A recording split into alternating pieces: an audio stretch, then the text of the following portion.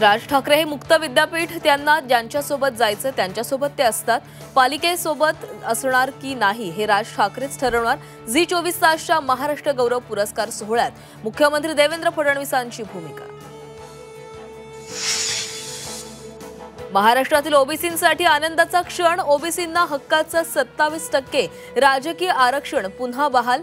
3 वर्षांपूर्वी कोर्टानं empirical data अभावी स्थगित केलेलं आरक्षण पूर्ववत. केंद्रीय मंत्रिमंडळाची आज दिल्लीमध्ये महत्त्वाची बैठक. ऑपरेशन सिंदूर आणि शस्त्रसंधीबाबत बैठकीत चर्चा होण्याची शक्यता. तर कॅबिनेट आधी सीसीएसची ही बैठक होणार.